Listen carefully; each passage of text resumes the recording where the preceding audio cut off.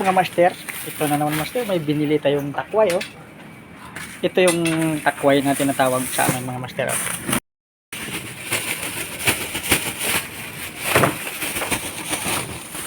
Yun. Ito yung tinatawag na takway sa amin oh. Yan yung parang ugat ng gabi. Ang sarap nito mga master. Abangan nyo kung paano natin lutuin ito mga master. Himayin muna natin, balatan natin to isa-isa. Tara, tulungan nyo ko. Maghihimay tayo ng isang dimakmak na takway mga master. Tara, let's go! Master, iluluto natin yung takway. Mantika.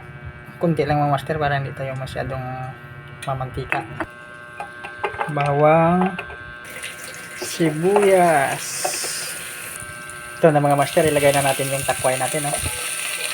Yun. Para magisa natin siya. Habang ginigisa natin, lagyan natin ng pangpalasa. Yun. Dahon ng laurel. Pag nag-adobo kayo mga master, lagyan nyo ng dahon ng laurel. Pang pabango talaga to. Pamintang buo.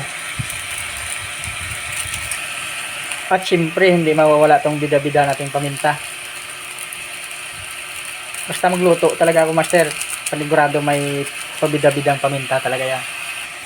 Lagyan na natin ng suka mga master para habang nagagisa siya, yung lasa nanunuot.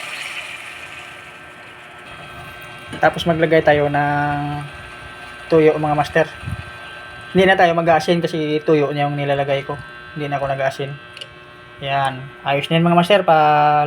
Palambutin na natin to hanggang sa lumambot. Balikan natin mga 10 minutes. A few moments later. Ito na mga master, buksan na natin.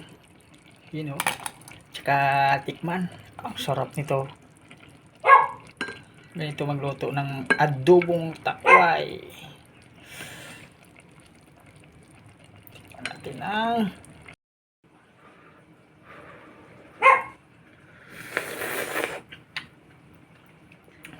grabe. The best. Mapapa-extra rice na naman ito mamaya mga master. Sarap!